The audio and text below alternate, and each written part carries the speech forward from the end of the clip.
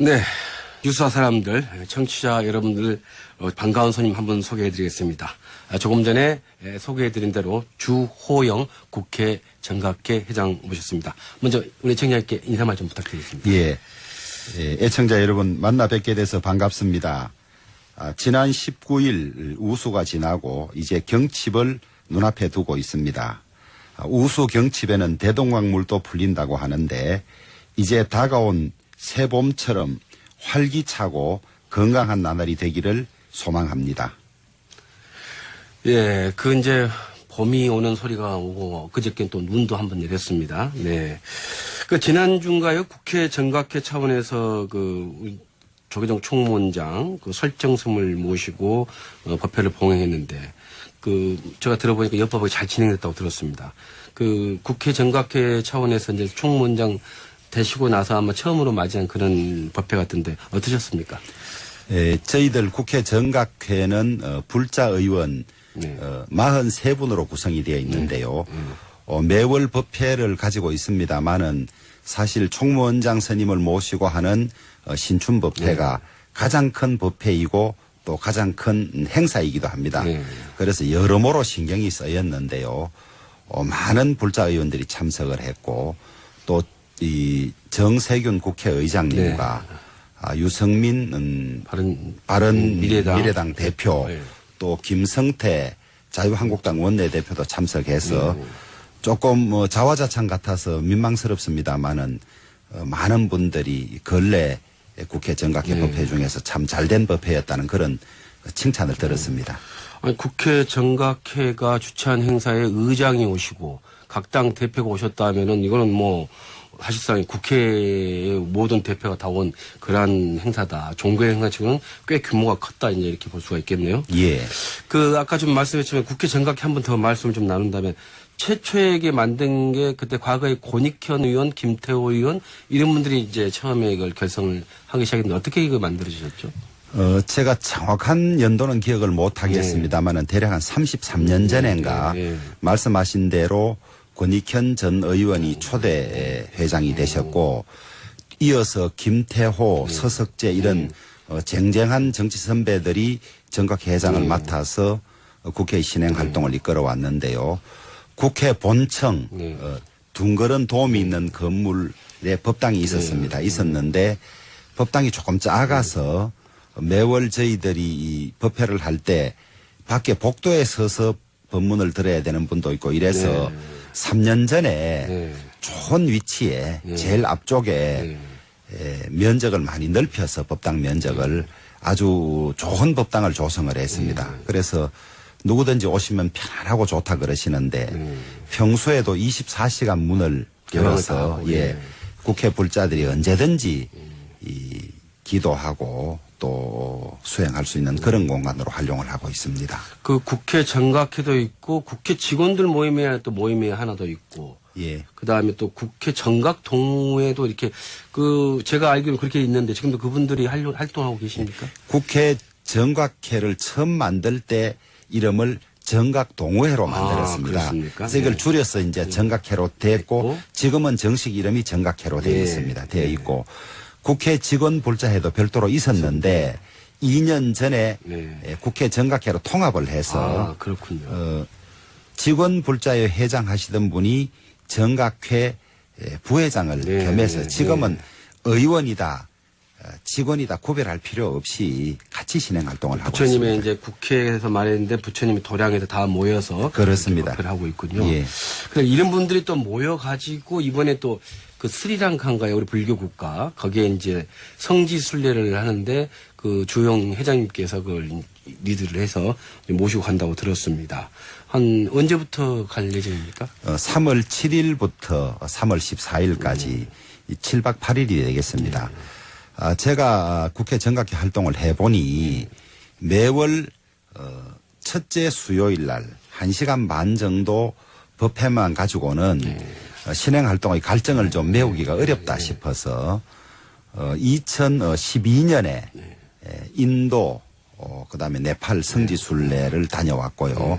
그다음에 2014년에 중국 선종사 유적지 순례를 다녀왔는데 그런 어떤 데 대한 갈증이 많아서 미얀마라든지 스리랑카라든지 혹은 일본 불교도 우리가 좀 배우자 이런 이야기가 있어서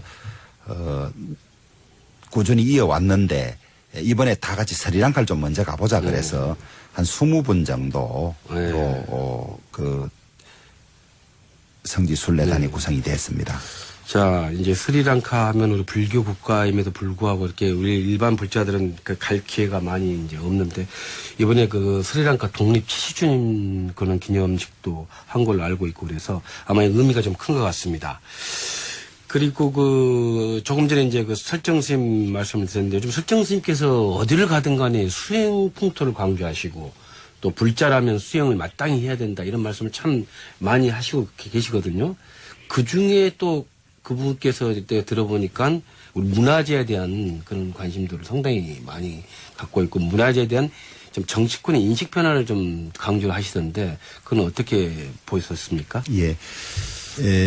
그 설정 총무원장 선생님께서 정각해 오셔서 법문을 하신 내용 중에는 불자 의원들, 불자 정치인들이니까 불자에게 하신 법문 또 정치인에게 하신 법문 크게 두 갈래로 분류를 할 수 있는데요.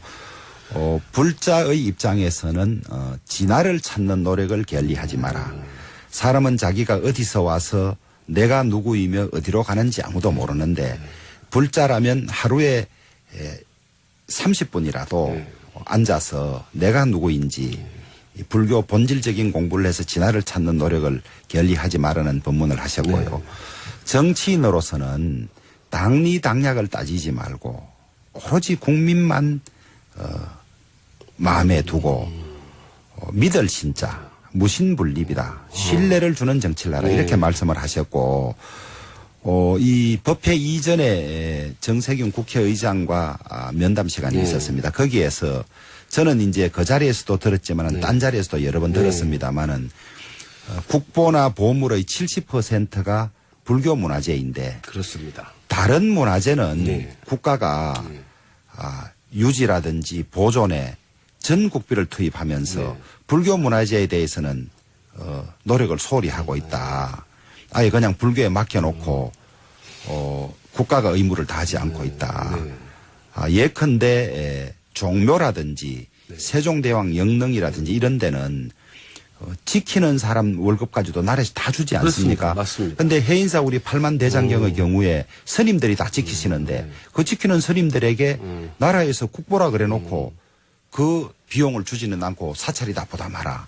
간섭은 또 많죠. 많습니다. 그래서 이런 문제에 대해서 획기적인 발상의 전환, 제도의 변경이 필요하다는 말씀을 곳곳에서 하시는 걸 들었습니다. 들어서 저희들이 이 불자 의원들이 중심이 돼서 우리가 특혜를 보자는 것은 아니고 다만 불합리하고 편파적인 이런 제도는 조금 손을 보는 노력을 하겠다고 저희들이 약속을 드렸습니다.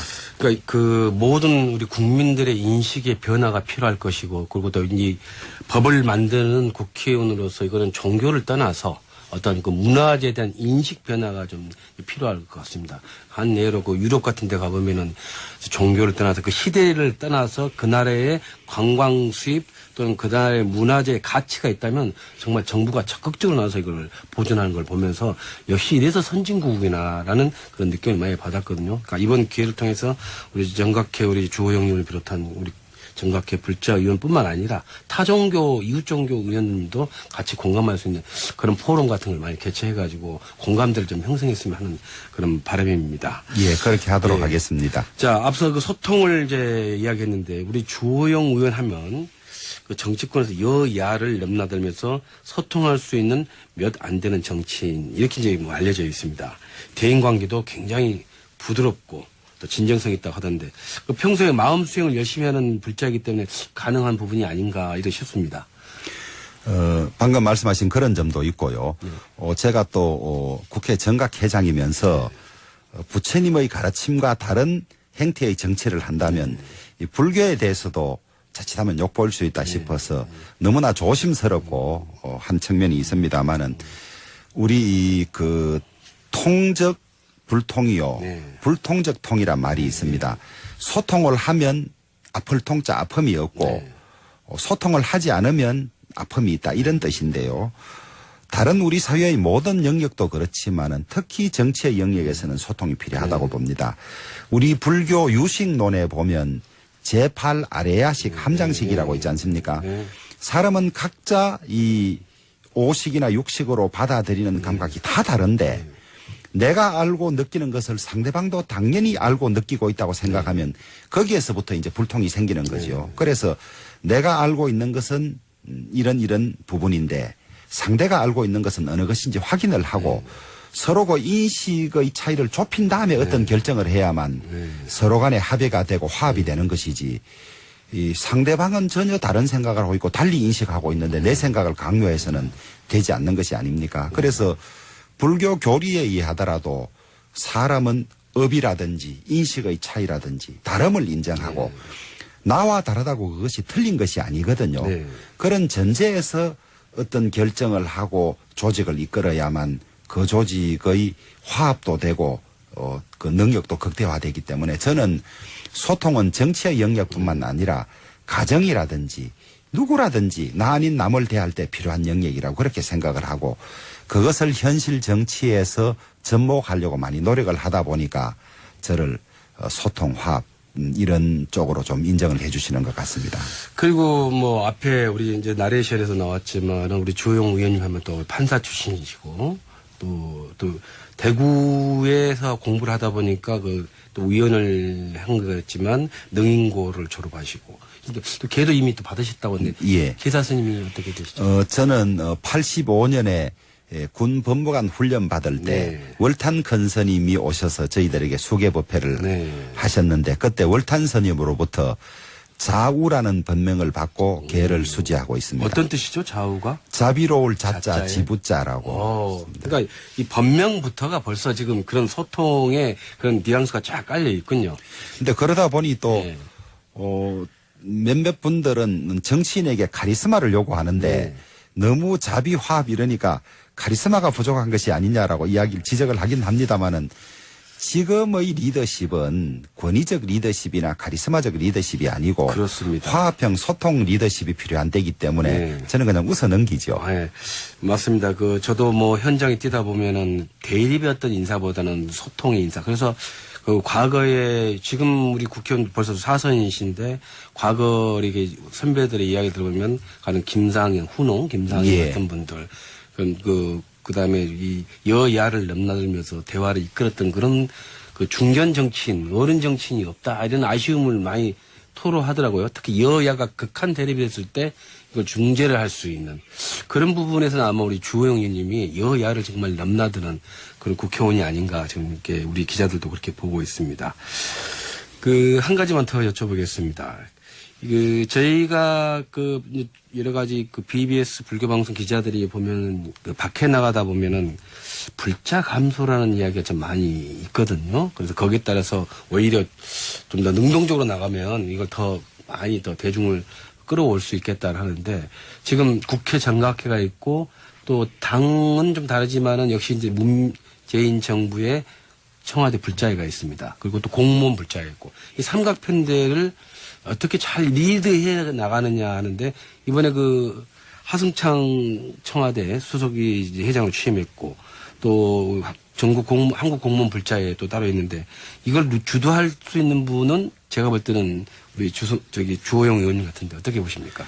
이제 큰 공적 영역의 신행 단체가 방금 말씀하신 대로 저희들 국회 정각회, 그다음에 청와대 청불회, 그다음에 공무원 불자연합 공불련, 그다음에 군불총이라고 있습니다. 국군 불교 총연합. 그렇죠. 이 큰 4개의 단체가 있는데 각각 활동을 하면서 조금의 교류는 있지만은 큰 행사 때 참석해서 축하해 주는 정도고 실질적인 교류는 많이 부족합니다. 그래서 제가 중앙신도 회장님께 우리가 정기적으로 모임을 갖고 불교 현안 문제도 논의하고 또 우리 신행 활동도 더 충실히 할 수 있는 방안도 강구를 하고 그다음에 신도 확장이나 교세 확장을 위한 이런 논의를 하자고 제안을 해놓았습니다. 해놓았고 중앙신도 회장님도 기꺼이 받아들이셨는데 현재 중앙신도 회장님께서 대한체육회장을 겸하고 계시기 때문에 예. 평창 동계올림픽에 예. 집중하시느라고 네.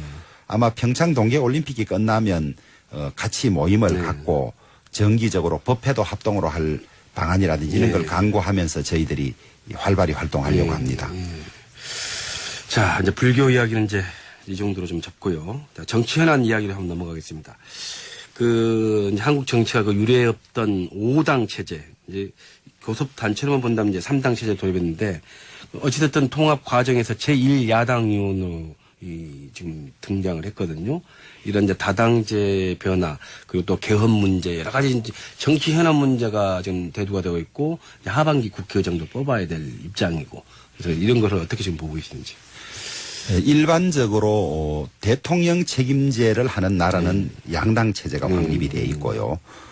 그다음에 내각제를 하는 나라는 다당제가 많습니다. 유럽 쪽은 그런 상황인데 우리는 지금까지 이 오랜 기간 동안 양당제 위주로 운영이 되어 오다가 지난 총선에서 이제 소위 국회 진출한 당이 많아진 다당제가 되었는데요.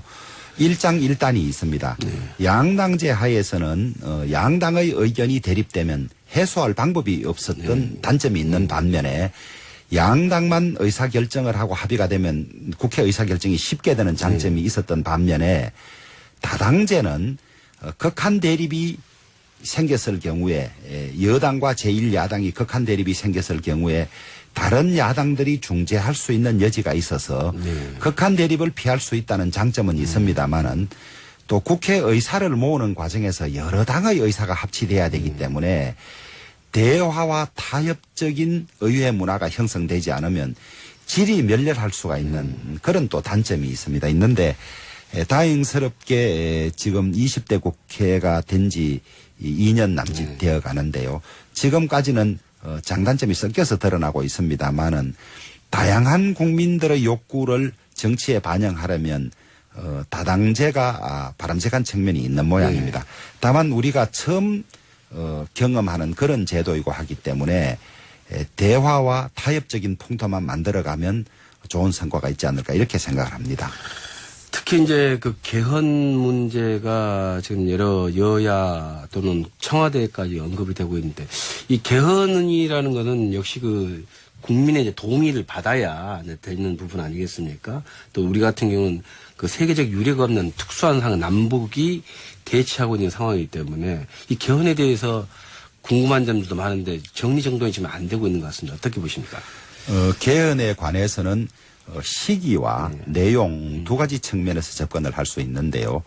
지난 대선 과정에서 개헌을 오는 6월 13일 선거 때 같이 하자고 각 당들이 공약을 해서 가급적 지켜지면 바람직합니다마는 이것이 이 내용이 합의가 안 되면 무리하게 그 시기에 맞추려고 하다 보면 개헌안이 국회에 통과되지 않을 수도 있고 또 개헌이란 것이 워낙 중요한 국가적인 과제이기 때문에 뭐 5년 10년마다 할 수 있는 것이 아니기 때문에 이번에 개헌이 되게 되면 이건 이제 한 30년 40년 통일 후까지도 내다보는 그런 개헌이 돼야 되기 때문에 시기와 내용 중에서 어느 것이 중요하다고 선택을 하라 그러면 내용이 중요하다고 할 수밖에 없습니다. 그래서 가장 바람직하기는 여야가 국민의 뜻을 받들어 합의해서 오는 6월 13일에 하는 것이 맞습니다만 지금 시기적으로 벌써 조금 늦어진 상태이고 그다음에 국회가 개헌이 조금 지지부진하다 그래서 대통령이 개헌을 주도하면 부작용이 너무나 많습니다. 국회에서 통과될 확률도 적어지고 개헌안은 200명 이상의 의원이 찬성을 해야 되는데 자유한국당만 해도 지금 117분이나 되니까 그래서 일방적으로는 절대 되지 않는데 이것이 또 당리당략이 들어가서 안 되더라도 발의를 하자 이런 상황이 되면 참 국가적인 혼란이 올 수가 있고요.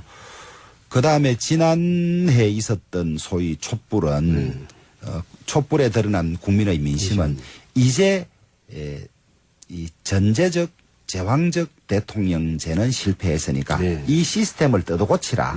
이것이 저는 가장 중요한 것이라고 봅니다. 그러면 여야가 정말 국민의 뜻을 받들어서 어느 과제보다도 중요하게 민주주의를 더 고도화하고 또 우리 사회의 여러 가지 문제점을 해결할 수 있는 헌법을 만드는 일에 가장 집중해야 되지 않을까. 그래서 그것은 이번 지방선거에 되지 않으면 올해 연말까지라도 정말 이 일에 집중해서 국가의 초석을 새로 놓는 일에 노력을 해야 한다고 보고 권력 구조는 대통령제냐 의원 내각제냐 분권형이냐 이런 것들은 학자들이나 또 우리의 현실에 어느 것이 맞는지를 치열하게 연구하고 토론해서 선택해야 될 걸로 보는데 제 개인적인 의견을 말씀드리자면 원래 민주주의의 원칙에 맞는 것은 의원 내각제라고 합니다마는 지금 국민들의 의회에 대한 불신도 적지 않고 하기 때문에 전면적인 의원 내각제는 시기상조이고 또 남북이 분단된 상황에서 우리가 그래도 강한 리더십을 가진 대통령제가 맞지 않느냐는 의견도 많습니다마는 지난번 국정 실패 그다음에 역대 대통령들의 퇴임 이후의 과정을 보면 좀 말로가 안 예, 좋죠. 제왕적 대통령제가 가진 문제점도 많으니까 대통령제의 틀을 유지하되 대통령이 너무 제왕적 권한을 행사하지 못하도록 하는 장치들을 넣는 분권형 예, 대통령 뭐 그런 것이 돼야 되지 않겠나 크게는 그렇게 보고 있습니다. 자, 이제 이 개헌에 대한 관심도가 있는데 대부분 이제 그런 논의가 될 때는 이제 선거를 앞두고 뭐 정치 지형 변화 때 잠깐 대두다가 다시 또 물밑으로 가라앉는 그런 경험 많은데 조금 전에 우리 주호영 의원께서 말씀하신 대로 국민을 바라보는 국민의 이제 정치 제도를 할 수 있는 그런 개헌 논의가 있으면 좋겠습니다. 아마 그런 부분에서 이제 여야가 잘 합의해서 좀 진행될 수 있도록 지켜보도록 하겠습니다. 자, 어쨌든 이제 통합이 됐고 이제 이러다 보면 이제 곧 지방선거가 또 있지 않습니까? 올해 또 6월이면 뜨거운 또 지방선거인데 보수 진영이 이제 선거였는데 이제 주호영 의원 같은 경우는 그 지역에서 그걸 넘나드는 걸 이제 경험하고 이제 올라오셨단 말이에요. 이제 그래서 또 아무래도 지역구 관리하는 데서도 그 여러 각 구청장이라든지 또 시장 문제까지 또 이게 지역 관리를 하다 보면 그런 문제가 있을 텐데 어떻게 지금 보수 연대가 좀 잘 되고 있을까요? 아직은 공천 단계가 아니기 때문에 조금 시기상조인 것 같고요. 여러 언론이나 정치평론가들도 과연 이번 지방선거를 앞두고 보수의 연합이나 연대가 있을 것인지 많은 생각을 하는 것 같습니다. 크게 여대 야의 구조로 보면 여당이 이제 집권 2년 차로 들어가면서 그 사이에 여러 가지 실책들을 많이 보이고 있습니다. 최저임금의 급격한 인상이라든지 그다음에 국민의 부담을 수십 년간 가져가게 하는 공무원의 무분별한 정원이라든지 그다음에 북한이 이 핵미사일로 저렇게 전 세계 평화를 위협하고 있는데 거기에 대한 대처가 너무 북한 위주에 치우치고 한미 동맹을 어렵게 하는 이런 데 대한 국민들의 실망이 점점 늘어간다고 보고 있는데 여기에 대해서 야당들이 또 국민들이 따끔하게 경고를 해서 중심을 잡아가야 된다는 측면에서 보면 야당끼리 연합하거나 연대를 해서 여당을 견제하고 비판하는 것이 맞는 것 같고 다만 현실 정치에서 보면 야당끼리는 또 1등 경쟁을 하고 있으니까 야당 내에서 저 당이 죽을 써야 우리가 국민의 지지를 받는다 이런 문제가 있을 수 있기 때문에 크게는 여당 견제를 위해서 연합을 해야 되지만은 야당 내부적으로는 또 내부끼리 치열하게 경쟁해야 되는 문제가 있기 때문에 국회의원 선거하고 좀 다른 문제죠. 그렇습니다. 그렇기 때문에 어떻게 될지는 모르지만은 야당이 분열하면 보수가 분열하면 지방선거도 필패가 되기 때문에 그것은 국가 전체적으로 바람직하지 못하다. 보수 야당들이 패배하는 것 못지않게 국가적으로도 진보와 보수가 균형을 잡아야 하는데 그것도 바람직하지 않다고 보면 크게는 저는 선거를 앞두고 전면적인 보수 연합이나 연대는 쉽지 않겠지만은 지역별로라든지 이 단위 선거별로 저는 여당의 독주를 저지하기 위한 연대라든지 협력은 이루어질 걸로 그렇게 예상을 합니다. 자, 그럼 이제 주호영 의원께서 계시는 그 지역구는 예를 들어서 누가 추천한다면 어떤 정치 색깔을 보고 추천하겠습니까? 아니면 어쨌든 구청장, 시장은 그 지역의 어떤 구민을 위한 그런 행정 달인을 많이 뽑는 그런 형태인데 어떤 분을 선택하겠습니까? 저는 우선 능력이 가장 중요하다고 봅니다. 능력이 중요하고 그다음에 능력 뒷받침에 정책의 방향들이 있을 수 있으니까 그것은 후보가 진보적인 색깔을 평소에 드러냈느냐 아니면 합리적 보수의 색깔을 드느냐에 다를 수 있기 때문에 저는 지방행정가는 능력 최우선, 그 다음에 그런 어떤 이념적인 측면 이렇게 보고 있습니다. 예, 이제 지금 시간이 거의 이제 마무리되는데 주호영 우리 국회 정각회 회장님 모시고 지금 BBS 뉴스와 사람들 진행하고 있는데요. 이제 지금 우리 정치권에서도 지금 현재 경제 문제가 지금 국회로 지금 넘어온 부분이 하나 있습니다. 한국 GM 사태입니다. 그리고 또 한참 때 가상화폐 문제. 이런 부분에서 지금 정치권의 불신 중에 하나가 이런 문제들을 왜 그 해결을 제대로 못하나. 또 청와대는 물론 이거니와 현 정부도 그렇고 그렇다고 해서 입법기관인 좀 국회가 이런 일을 좀 더 법제화하는 부분이라든지 사전의 토론이라든지 좀 이슈화시키는 부분에 좀 약하지 않나 이런 지적이 있습니다. 어떻게 보십니까? 그건 국회와 정부 모두 공의 책임인데요. 원래 경제적인 문제는 철저히 경제적인 논리로 풀어야만 가능하고 경제 논리 이외의 어떤 정치 논리가 들어가면 왜곡이 되는 경향이 있는데요. 저는 이 정부가 준비된 정부라고 했지만은 사실은 경제 문제에 있어서는 참으로 여러 가지 시행착오나 무능을 보이고 있다고 보는데요.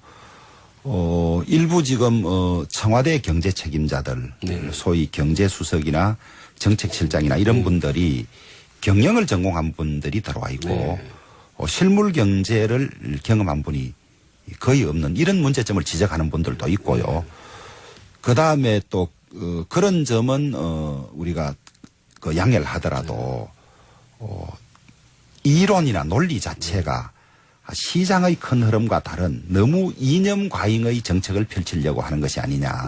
이런 점에서 저희들이 조금 실망을 하고 있는 측면이 있습니다. 있고 GM 문제는 자기들의 경영 실패는 두 가지 측면이 있을 수 있다고 봅니다. 대주주라든지 회사 경영진들이 잘못한 측면이 있을 수 있고 그다음에 근로자들이 또 잘못한 측면이 있을 수 있는데 대우GM 군산 공장의 경우는 효율성이나 이런 것들은 엄청나게 낮은 걸로 나옵니다. 자동차 한 대를 만드는 데 걸리는 시간이 이 다른 공장에서는 25시간인데 그래서 여기는 49시간인가 나옵니다. 그러니까 능률이 절반밖에 안 된다는 것이죠. 그런데도 불구하고 이 성과급이라든지 그다음에 임금은 엄청나게 높은 걸로 나와 있어서 같이 다 책임을 져야 할 부분인데 이 경영 실패나 또 근로자들의 어떤 그 우대적인 임금 이거를 국민 세금으로 몽땅 메우는 것은 맞지 않다. 그래서 정부가 방향을 정한 것은 저는 제대로 됐다고 봅니다. 첫째 대주주의 책임도 있어야 할 테고 그다음에 관계되는 사람들의 공동 희생이 있어야겠다. 그렇습니다. 임금을 동결한다든지 뭐 여러 가지 후생복지시설 주는 이런 것도 필요하고 그다음에 이렇게 하더라도 못 살면 안 되고 그러면 이 회사가 살아서 지속 가능하다는 걸 보여달라. 이 원칙을 제시했는데 저는 이 철저히 경제적인 이 원칙을 지켜야 하지 이 다른 이해관계가 들어가면 실패한다고 보고 그런 점에 관해서도 국민의 양해를 얻어야 한다고 봅니다. 그 한국 GM은 과거에 이제 대우 GM 그 인천 부평 공장 폐쇄하면서 여러 가지 문제가 나왔고 그걸 또 국민의 혈세로 메꿔가고 이런 과정이 반복되다 보니까 결국 이번에도 이제 국민적 사실상 트럼프 대통령과 GM의 해당 경영진의 합의화에 이루어진 부분인데 결국은 피해는 한국 국민들이 보는 그런 것이기 때문에 아마 정치권이 이런 문제를 좀 잘 좀 짚어보는 그런 계기가 됐으면 좋겠습니다. 예, 저희들이 더 철저하게 점검하도록 하겠습니다. 긴 시간 동안 주호영 의원님 정각회 활동, 정치권 이야기, 또 GM 이야기가 있습니다. 끝으로 이제 주호영 의원님께서 우리 부자들한테 또는 우리 청년 여러분께 한 말씀 부탁드리겠습니다. 정치가 우리나라 발전을 견인해야 함에도 불구하고 한국 정치는 지금 붕괴 상태라고 저는 진단을 하고 있습니다. 그런 점에서 정치인으로서 국민들께 대단히 죄송하다는 말씀을 드리고 이제 우리가 국가 시스템, 국가 기초를 새로 짜는 일에 매진해야 될 그런 때라고 보고요.